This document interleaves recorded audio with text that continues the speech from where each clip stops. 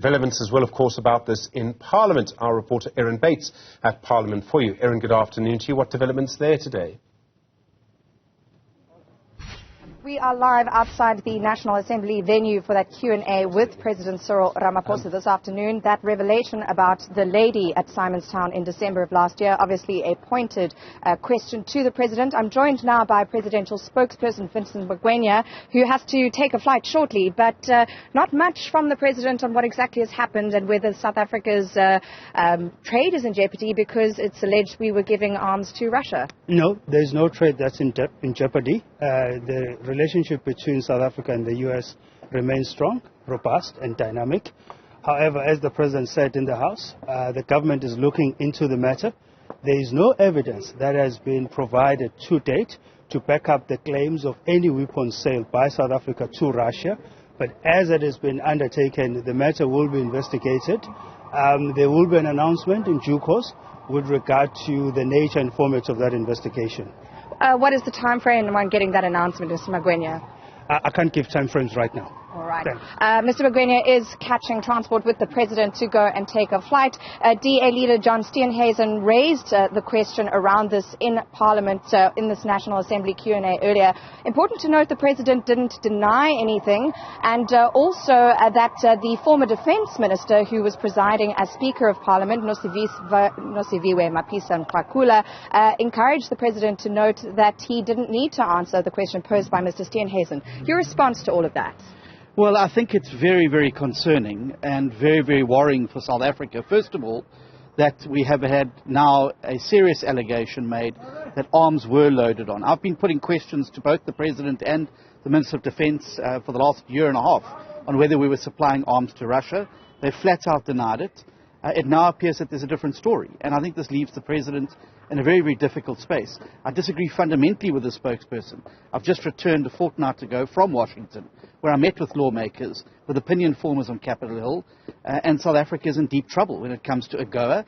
And no doubt once the European Union hears about whether we were supplying arms to Russia in the midst of an armed conflict where Russia is the aggressor, I suspect the European Union is going to have something to say about it as well.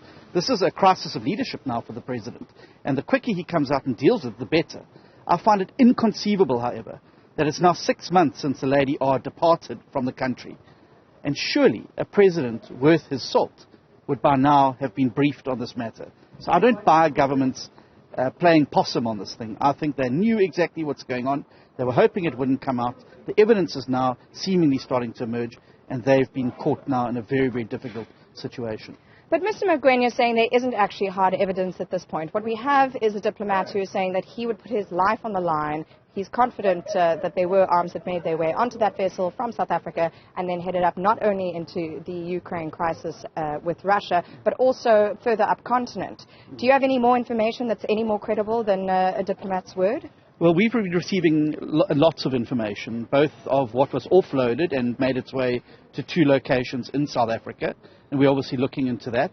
But we're obviously more deeply concerned about what was loaded on to that particular ship, because as you've said, it's made its way to conflict areas where innocent civilians are being harmed.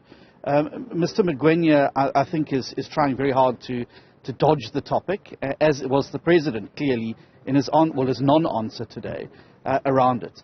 I think the President knows exactly what was on that ship. As I say, I think he's been hoping this information wouldn't emerge. But let me tell you, I've dealt with many diplomats in my 20-odd-year career in politics. When a United States ambassador says that they will bet their life on something, I think it's something to be taken incredibly seriously. Just lastly then, what was offloaded from that vessel onto South African shores? Well, we believe there was ammunition, AK-47 ammunition, that was taken to 2 locations in South Africa, and obviously we were involved in an exercise to track that. But we believe that there were materials of war loaded on, including black powder, weapons and armaments onto the ship for distribution, as you say, further up the African continent, but also, and no doubt to supply the Wagner Group, but also into Europe to supply Russia in the offensive and destructive behavior and aggression in Ukraine.